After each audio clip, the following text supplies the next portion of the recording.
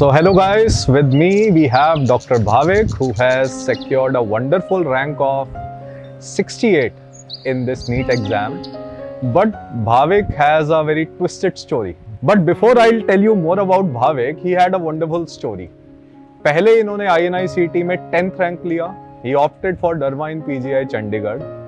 And you won't believe, it takes a lot of gut. He left the branch of dermatology in PGI and then he started again. And then again he scored a wonderful rank of 68 in NEET exam.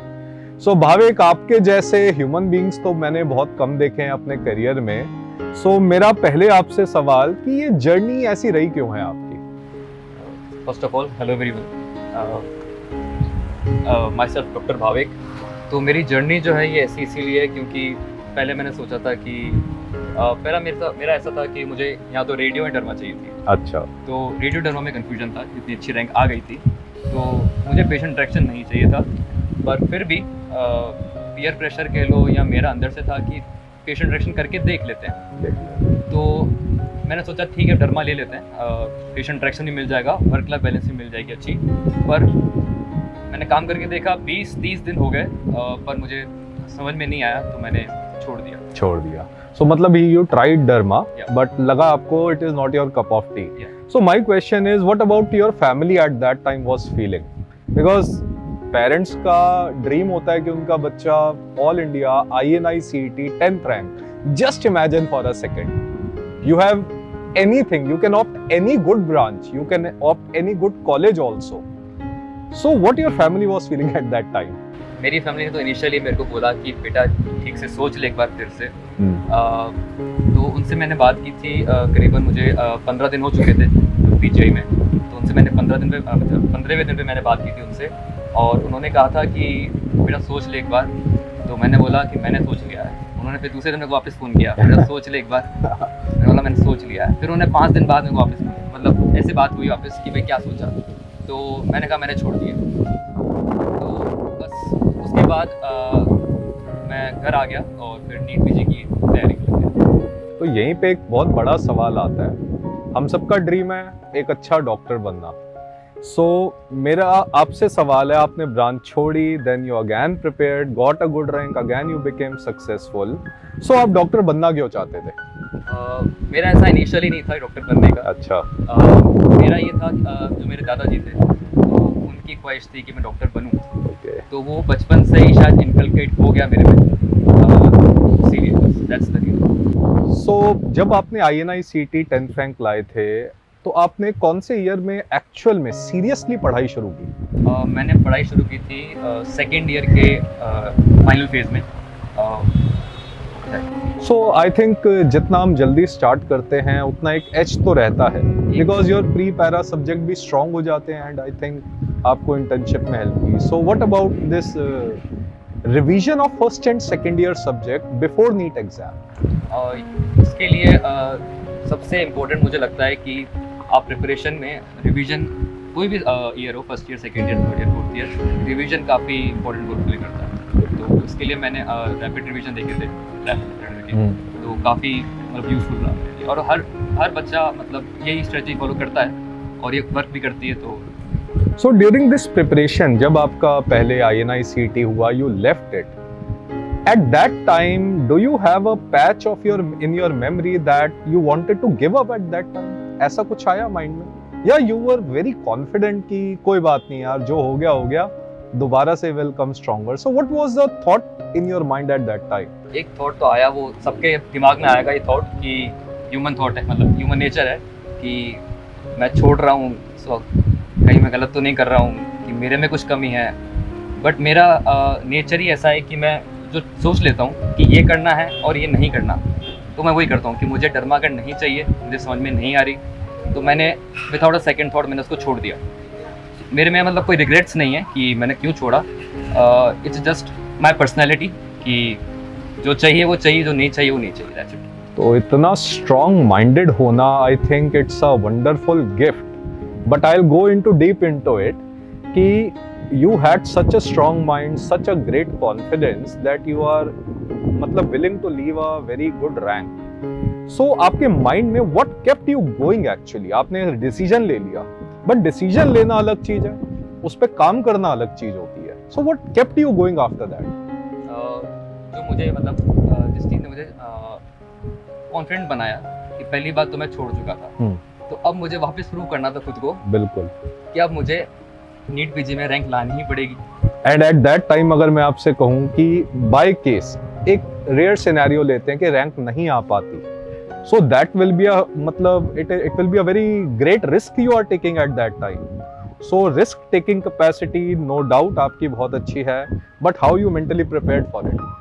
Mentally prepared तो ऐसे की preparation नहीं थी. मेरा मतलब बचपन से nature ही ऐसा रहा है कि जो चीज़ करनी होती है वो मैं कर देता हूँ, जो नहीं मैं छोड़ देता हूँ. That's great. तो कई बार कहते हैं कि ओवर थिंकिंग ऑल्सो किल्स. एक बार डिसीजन ले लिया तो ले लिया, फिर पीछे नहीं हटना. So that is a great compliment and I think बहुत सारे बच्चे and even as a faculty we should learn from you. So my next question is that when you were preparing, let's say for INI, CET और NEET, क्या आप खुद notes लिख के बनाते थे और यू टेक, आजकल तो पीडीएफ्स भी मिल जाते हैं, so what was your notes taking strategy and at that time what was the role of grand test? क्या आप इतने ग्रैंड टेस्ट देते थे जैसे बाकी बच्चों को हम कहते हैं ग्रैंड टेस्ट दो? So just give your insight to your fellow colleagues. Initially जब मैंने पढ़ना चालू किया था तो मेन वीडियोस जो होते हैं अपने, तो मैंने नोट्स बनाना चालू कर दिए थे. खुद अपने आपने हैंड रिटन नोट्स बनाए? That's great, that's great. पर आयरनी ये है कि जो मैंने नोट्स बनाया मैंने वो पढ़े नहीं. अच्छा. कि इतना बल्क देख के पढ़ने का मन भी नहीं करता. तो मतलब फिर रैपिड रिवीजन ने मतलब काफी मदद की. सो कितनी बार आपने रैपिड रिवीजन किया होगा रिवाइज? कम से कम 4 बार. कम से कम 4 बार. And you were able to solve almost all MCQs? हाँ, almost all. So that's great. So I think जब आपने शुरू में नोट्स बनाए होंगे during that time, during that process, आपके कंसेप्ट स्ट्रांग हो गए होंगे, तो हम कह सकते हैं कि ये चीज फिर इनकल्टेट की आपकी रैपिड रिवीजन में. So my question is, when you were solving the MCQs along with the rapid revision, आपकी स्ट्रेटेजी क्या थी? आपके शुरुआत में आई बिलीव हर बच्चे के शुरुआत में जब क्वेश्चन करते हैं, जीटी देते हैं, बहुत सारे गलत होते हैं. So what was your strategy? How you improved your marks in that? शुरू में जब क्वेश्चंस कर रहा था मैं मेन वीडियोस के साथ ही क्वेश्चन मतलब कर रहा था. ठीक है. तो तब मेरी स्ट्राइक रेट थी करीबन 60% 70%. जब शुरुआत की थी आपने? तो क्वेश्चन बैंक में मुझे लगा कि कंसेप्ट तो मैंने ग्रास्प कर लिया. 70% अगर स्ट्राइक रेट जा रही है मेरी क्वेश्चंस में, तो मुझे लगा 30% के लिए मैंने ज़्यादा मतलब मैंने जीटी देना चालू कर दिया था. एक डर था दिमाग में कि जीटीज देना है, सबके अंदर एक डर होता ही है कि कम नंबर आ जाएंगे तो क्या सही होगा. बात है. तो मैंने फिर अपना पहला जीटी दिया. उसमें मेरे करीबन 120 से 125 क्वेश्चन सही हुए थे. That's a good. तो थोड़ा कॉन्फिडेंस मिला और ऐसे करते करते जीटी मैंने रेगुलरली हर एक महीने में देना चालू कर दिया, और उसके बाद हर 15 दिन में, और लास्ट में आते आते हर हफ्ते में. और आपने जीटी में इम्प्रूव भी किया होगा. सो क्योंकि आपके जीटी में इतने अच्छे मार्क्स आ रहे हैं, अब जब लेट्स से कि आपका एग्जाम है, INI CET का है या नीट का है, आपने तो दोनों ही क्लियर किए हैं, सो उससे पहले कि आपको ऐसी फीलिंग आने लग गई थी that you are very sure कि आपकी अच्छी रैंक आएगी, और still you are in a kind of an anxiety कि पता नहीं क्या होगा? मेरे को पर्सनली तो था कि कॉन्फिडेंट था कि मेरी 500 के अंदर तो रैंक आ सकती है. इतना. That's great. So such a strong will person Bhavik is. चलो भाविक, आपसे बहुत कुछ सीखना है हमको, बच्चों को. कुछ चलते चलते बात करते हैं, चलिए. सो भाविक, जब प्रिपरेशन करते हैं, एग्जाम आने वाला होता है, 2-3 सब्जेक्ट तो हमारे हमेशा ऐसे होते हैं कि जिनसे हमें बहुत डर लगता है, एंड उन वीक सब्जेक्ट्स को हम और हमारे वीक रह भी जाते हैं. तो पहली बात, वो वीक सब्जेक्ट थे कौन से, और उन वीक सब्जेक्ट को के लिए आपने क्या ट्रिक बनाई एग्जाम से पहले? वीक सब्जेक्ट्स थे मेरे मेनली PSM और ऑप्स गाइनी थे. तो PSM तो काफ़ी ड्राई सब्जेक्ट भी है, ड्राई है सबके लिए, मतलब वीक सब्जेक्ट मेरे हिसाब से ज़्यादातर लोगों के लिए वो होगा. हाँ. और ऑप्स गाइनी भी थोड़ा है ऐसा, वो लड़कों को लगता है. हाँ. तो उसके लिए मैंने क्या किया कि जो सब्जेक्ट वाइज टेस्ट थे, सब्जेक्ट टेस्ट मैंने दिए, मतलब काफ़ी ज़्यादा दिए PSM और ऑप्स गाइनी के. और उसके अलावा जो क्वेश्चन बैंक था मैंने रिपीट किया PSM और ऑप्स गाइनी, तो उससे काफ़ी मदद मिली. अच्छा, तो ये मतलब उनके लिए आपने फिर पूरा बहुत सोचा नहीं कि बहुत थ्योरी में घुसना है? नहीं. उनके लिए आपने सिर्फ टेस्ट एंड डिस्कशन और PYQ PYTs देख लिए.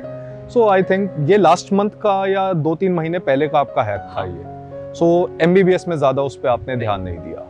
And what were your stronger subjects जो आपको अच्छे लगते थे? स्ट्रॉन्गर सब्जेक्ट्स में मेरा एक तो बायोकेम काफ़ी स्ट्रॉन्ग था। ओह वेरी मतलब अनप्रिडिक्टेबल है, बायोकेम तो ज़्यादातर बच्चों का वीक ही होता है। हाँ, बायोकेम के अलावा फार्मा मेरी पैथो स्ट्रॉन्ग तो स्ट्रॉन्ग थी।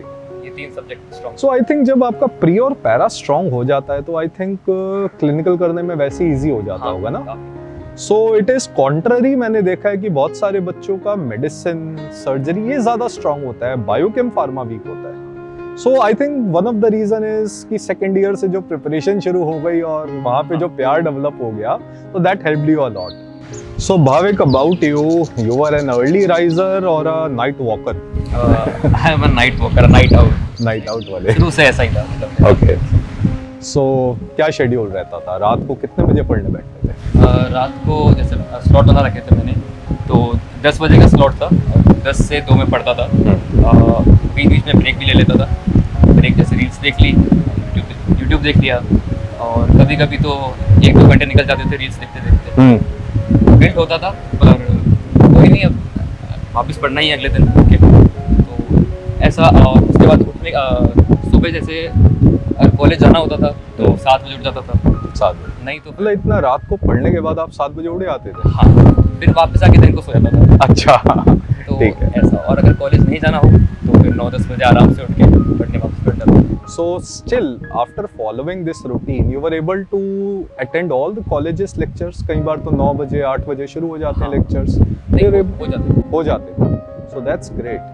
So अपने आप को एक तरीके से ट्रेन करना होता है और अपना एक शेड्यूल बनाना होता है। And every person I believe has a unique way of doing. I have met most of the girls I have met, they are early risers. And most of the boys including me, मैं भी रात को ही पढ़ता था और सुबह तक पढ़ता रहता था। And then I used to feel very sleepy in college. But धीरे धीरे फर्स्ट ईयर में ऐसा हुआ, सेकेंड ईयर तक हम सब ट्रेन हो गए थे।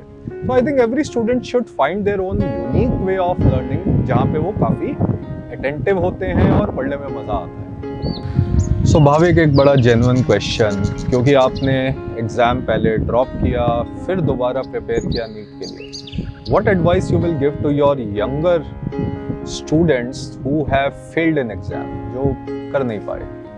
फेल्ड का मतलब अगर फेलियर की तरह देखा जाए उसको, तो मुझे नहीं लगता ऐसा देखना चाहिए। यू शुड सी कि आपको एक और अपॉर्चुनिटी मिली है और बेहतर करने की। हो सकता है कि आपका जो सेकंड अटेम्प्ट हो या थर्ड अटेम्प्ट हो, उसमें आप और बेहतर कर पाएं एज कम्पेयर टू ये अटेम्प्ट। तो it depends on your perspective कि हाउ यू सी इट, कि how you go about it. मतलब इसके लिए एक स्ट्रॉन्ग माइंड होना तो बहुत जरूरी है। और जब भी कोई इंसान फेल होता है तो हाँ, शुरू में लगता है, बुरा लगता है और लगता भी चाहिए, पर ओवर अ टाइम खुद को समझाना पड़ेगा कि जिंदगी खत्म नहीं हुई अभी। बिल्कुल सही बात है आगे। So I think there is nothing failure, either you win or you will be wiser in life. Yeah. So that's a very famous saying. And so before ending our session, because he has a very complex journey, he was confused like all of us, and then he finally opted for radio. So my question is, what are your future plans now? Future plans तो अभी ये है कि अभी मैं honestly explore ही कर रहा हूँ रेडियो में भी आगे, कि अब्रॉड ऑप्शंस भी हैं, DM भी है आगे इंटरनेशनल रेडियो में। और इसके अलावा जो भी as a government teacher, EP professor, और ये तो ऑप्शंस काफ़ी ज़्यादा अभी भी एक्सप्लोर कर ही रहा हूँ। और एक और बात ये है कि जो मैंने सीखी, इस जर्नी ने मुझे सिखाई कि you don't choose the branch, the branch chooses you. बिल्कुल सही बात है। सो मुझे लगता है इट्स ट्रू। But फिलहाल, now your first and the last love will be your, I won't say first love, your second and the last love will be radio now. So that's so wonderful to hear, and we are so privileged to sit with Dr. Bhavik. His journey, his thoughts, his willpower is truly amazing, truly inspirational, and we at Prep Ladder wish him a lot of success, lot of happiness in life. Best wishes, Bhavik. Thank you sir.